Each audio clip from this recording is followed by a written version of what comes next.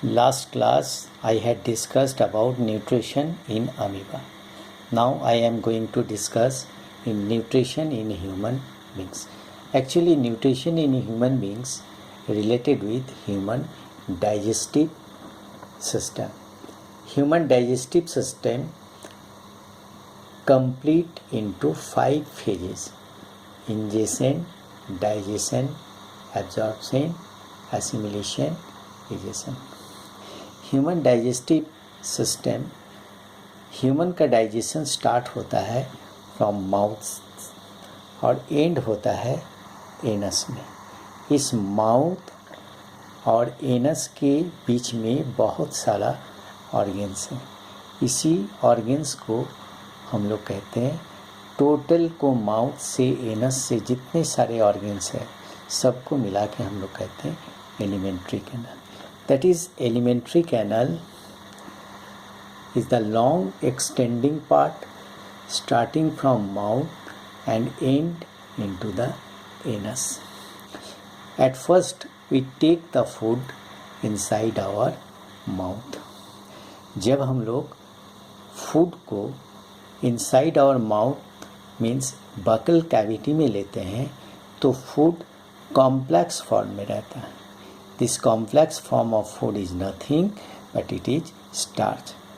This complex form of food changes into the simpler form with the help of our teeth. क्योंकि teeth उस complex form of food को cross करके simpler form में change कर रहा है. तो teeth 4 प्रकार का होता है. Teeth are 4 types found inside our mouth. First हो गया incisor, canines, premolar and molar. जब फूड कॉम्प्लेक्स फॉर्म से सिंपलर फॉर्म में चेंज हो रहा है तो inside our mouth a water like fluid is present. This water like fluid is nothing but it is saliva. This saliva secrete from salivary gland. This saliva changes the break down the food starch into sugar. सलीवा में एक enzymes पाया जाता है जिस enzymes का नाम है सलीवरी amylase. It is also biological catalyst. इसको हम लोग बायोलॉजिकल कैटलिस्ट के नाम से भी जानते हैं. जब फूड सिंपलर फॉर्म में चेंज हो जाता है तो वो एक सेमी सॉलिड फॉर्म में चेंज हो जाता है. इस सेमी सॉलिड फॉर्म को हम लोग कहते हैं bolus. After changing into the bolus, food goes downwards into the from the oesophagus. इस ओसोफेगस को हम लोग फूड पाइप के नाम से भी जानते हैं. जब फूड माउथ से ओसोफेगस यानी फूड पाइप की ओर डाउनवर्ड्स की ओर गुजरता है तो वहाँ inside our mouth pharynx present होता है. इस फेरिंग्स से के द्वारा ही फूड पाइप में एंट्री करता है. तो फेरिंग्स है क्या? ये कॉमन ओपनिंग स्पेस है that entry the food and air. When the food pass into the esophagus, there is a rhythmically contraction occur. इस rhythmically contraction जो होता है इसको हम लोग कहते हैं पेरिस्टाल्टिक मूवमेंट. ये ओसोफेगस में पेरिस्टाल्टिक मूवमेंट होता है. ओसोफेगस फूड पाइप का मेजरमेंट अबाउट 25 सेंटीमीटर होता है. जब फूड ओसोफेगस से पास होके स्टोमक में आके टेम्पोरली यहाँ स्टोर होता है. स्टोमक है क्या? It is a muscular bag like structure. यहाँ फूड आके टेम्पोरली स्टोर होता है. स्टोमक में गैस्ट्रिक ग्लैंड पाया जाता है. Gastric gland secretes HCl, pepsin और म्यूकस. HCl जो है बहुत स्ट्रॉन्ग एसिड है जिसका pH 1.2 है. वो फूड को एसिडिक मीडियम में चेंज कर देता है। उसका और फंक्शन क्या है? It facilitates the action enzyme protein. Second function हो गया फूड को एसिडिक बनाता है। और थर्ड फंक्शन हो गया it kills the microbe. Pepsin, pepsin एक प्रोटीन डाइजेस्टिव एंजाइम है। और म्यूकस जो है ये प्रोटेक्ट करता है इनर लाइनिंग ऑफ स्टोमक को from strong acidic, that is HCl से वो प्रोटेक्ट करता है।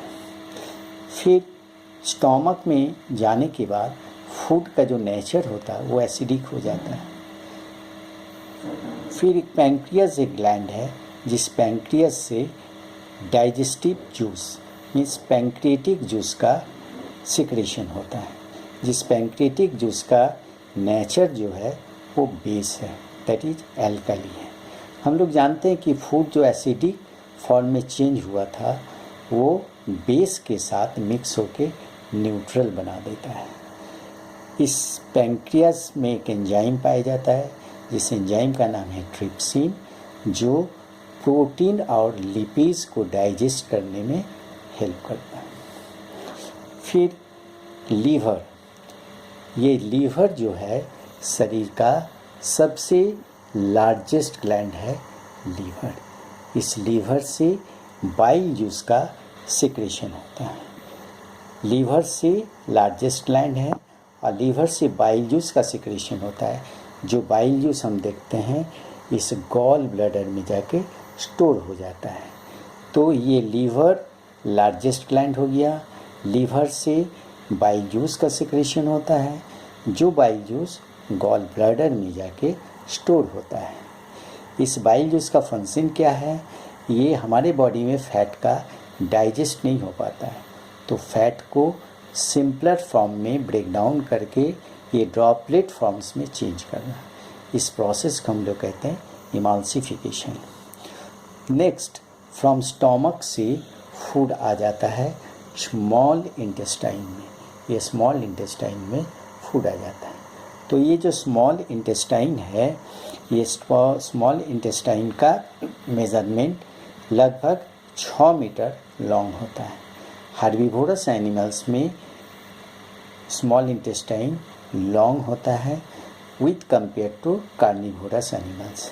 हर्बीवोरस में लॉन्ग इसलिए होता है कि वो सेलुलोज को डाइजेस्ट करता है और कार्निवोरस में मीट को डाइजेस्ट करता है। जब ये फूड स्मॉल इंटेस्टाइन में आ जाता है तो स्मॉल इंटेस्टाइन में भी एक जूस का सिक्रेशन होता है जिस जूस का नाम है इंटेस्टाइनल जूस। ये इंटेस्टाइनल जूस पूरे फूड के साथ मिक्सअप होके वो कार्बोहाइड्रेट को ग्लूकोज में सिंपलर फॉर्म में चेंज कर देता है, प्रोटीन को एमिनो एसिड्स में चेंज करता है और फैट को फैटी एसिड और ग्लिसरॉल फॉर्म में ये चेंज कर देता है। मीन्स स्मॉल इंटेस्टाइन में कंप्लीट डाइजेशन होता है। उसके बाद फूड आ जाता है लार्ज इंटेस्टाइन में, जो हार्मफुल या अनएब्जॉर्ब फूड रहता है वो लार्ज इंटेस्टाइन में आ जाता है। उसका लंबाई लगभग 1.5 से 1.8 मीटर लॉन्ग होता है। लास्ट में फूड टेम्पोरली स्टोर हो जाता है रेक्टम में और अल्टीमेटली एनस के द्वारा ये शरीर के बाहर रिमूव हो जाता है। Anus remove the waste materials from the body. यहाँ एक मसल्स कंट्रोल करता है जिस मसल्स का नाम है स्फिंक्टर मसल्स।